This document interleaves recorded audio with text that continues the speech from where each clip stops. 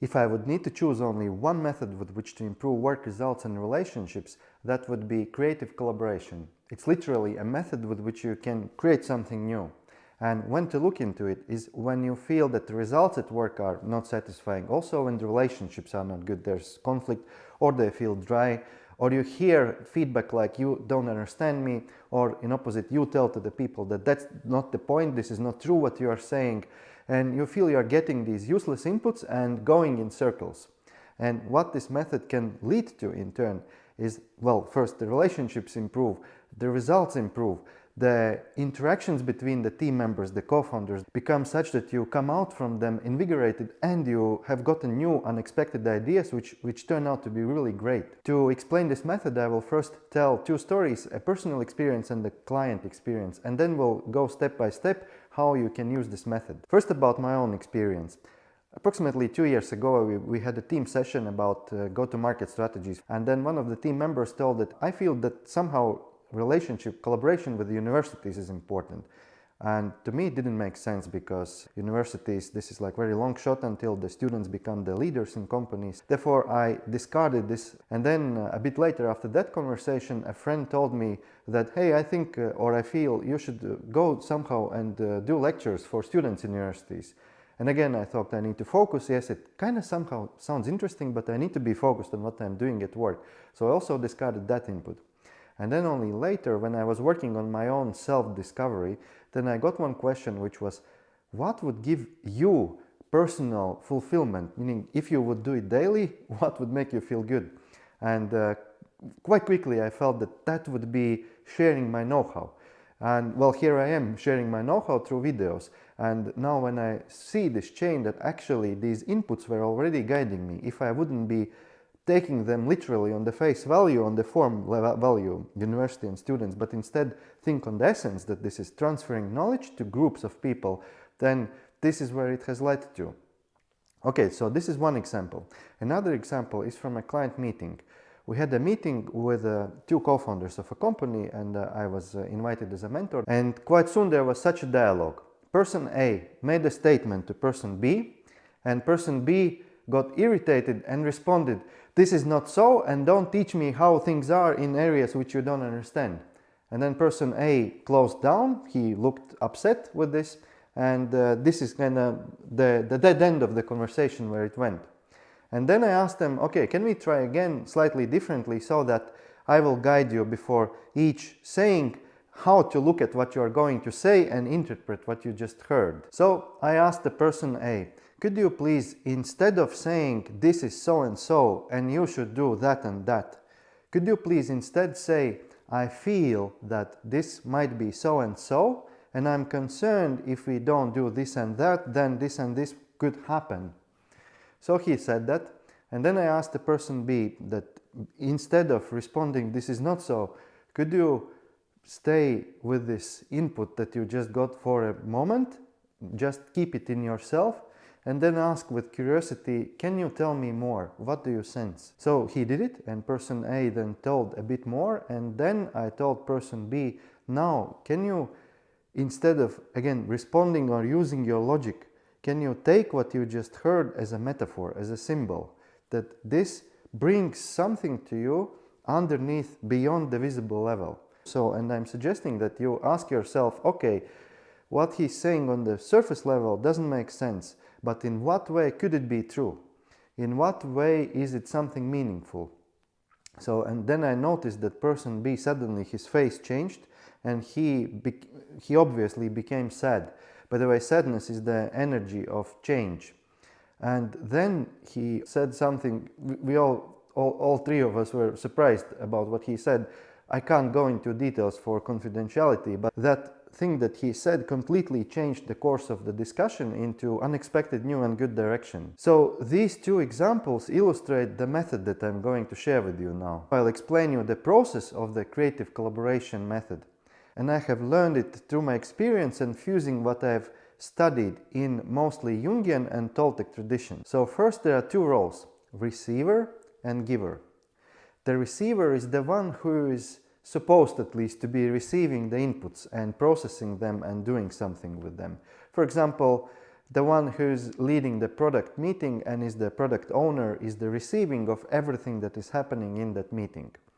These roles are not always attached to the work roles. It can be opposite. For example, when we are having a one-on-one with a subordinate team member to support them, then they are in the receiver role and we are in the giver role. Next, there's the initiation of the exchange of inputs. The initiation can happen from either side.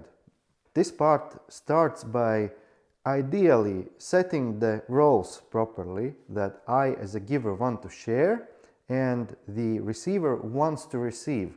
So if it's a meeting which the receiver has called together, then it might be already all good. But if you have a sudden idea that you want to discuss, or you have a feedback, critical or positive, doesn't matter, then what you could do is you could turn to the receiver and ask them, when is a good time when we could talk? There's something I want to share with you, so that they are in the receiving mode, that it's not somewhere in the middle of other things. So, and then when this act of giving and receiving is happening, then what's important is how you give this input. There are good ways and there are not so good ways how to give it. First, about the good ways. First, you can share your input as feelings. I feel this and that. I feel there's some danger coming up, or I feel excitement when I think about this idea which we had put away. So you are sharing your feelings. Second, you can share questions. You can ask questions which can make the receiver to think about something they haven't thought about. So, by the way, John, have you investigated how much the competitors have invested in this product that we are going to build? And then the third is you can provide options. So you can say, hey, what if we consider this or that route by going forward? And then there are those not so good routes. The not so good are when basically you are giving orders to the receiver. Like one would be, you say, I think we should do this. Or when you act as their superior, you say, I think you are doing it incorrect, it's a very risky project. It's very different energy from saying I sense risk when I look at this project, from I think this is a risky project and you are doing it incorrect. Okay, so I shared with you 3 ways how to give input in a supportive way, 2 ways how to do it in unsupportive way. These unsupportive ways, of course, they can also be used by the receiver, but they naturally create resistance, and resistance is not something you want to grow additionally here. All right, now for the receiver, how to receive and take this input. First of all, the energy needs to be that of receiving. I'm receiving everything that you are bringing to me. I'm taking in with gratitude and with curiosity, and that is the energy of receiving, yes? Because when I'm saying, no, this is not so, no, you're wrong, this is not receiving, I'm already confronting you back. So let's put it aside, and therefore the energy goes like this, I'm receiving. And how I'm receiving, I'm hearing what you are saying, and then I'm interpreting it through my irrational side, my feelings, my intuition.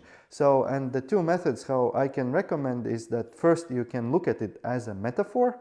So if it's a metaphor, an allegory, something you would see in a dream, then how would you interpret it?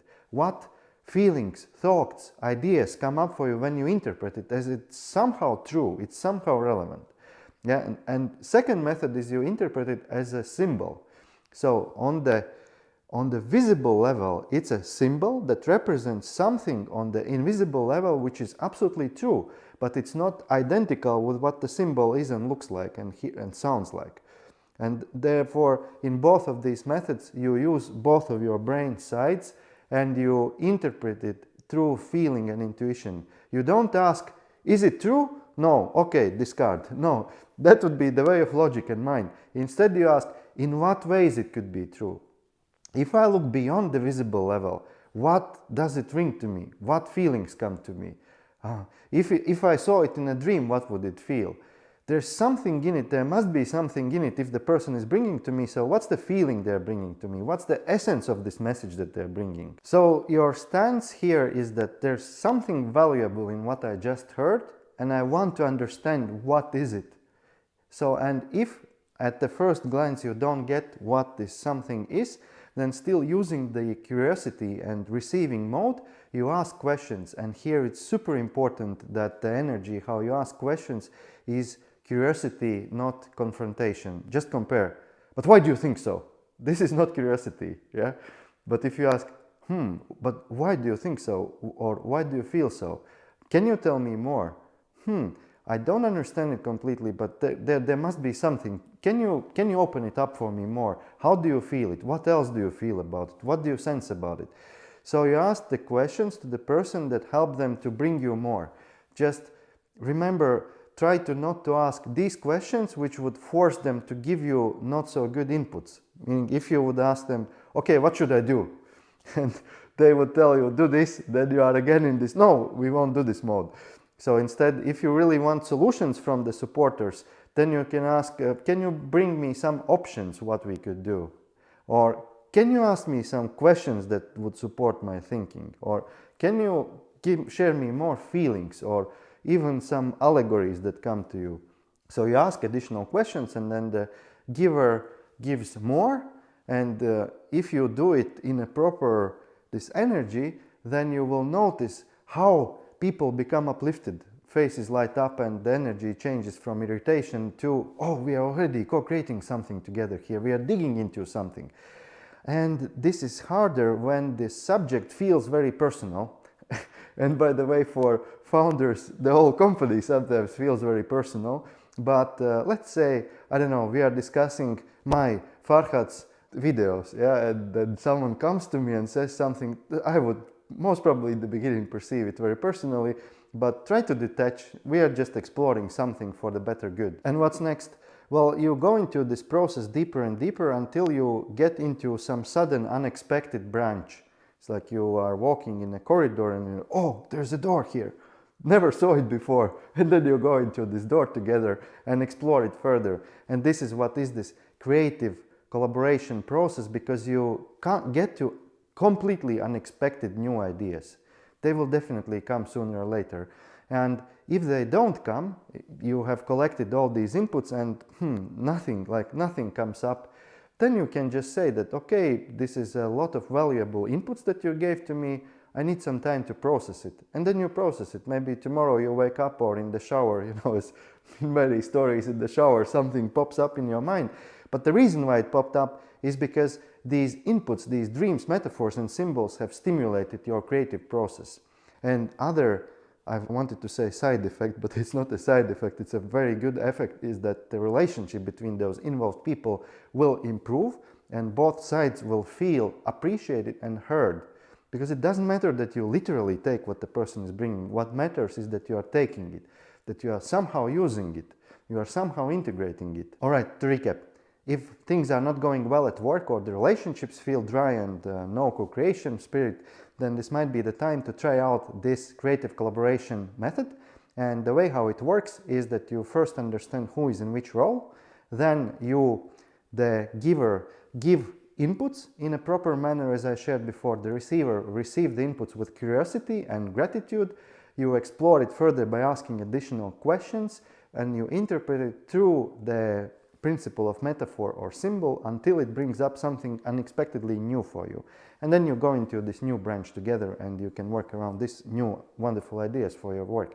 By the way, PS, same principles apply at home with your spouse or boyfriend or girlfriend. Try it out. And if this resonates with you, comment, ask questions, share your experiences, or confront me in comments, and subscribe to my channels on YouTube, LinkedIn, Instagram, or Facebook. See ya.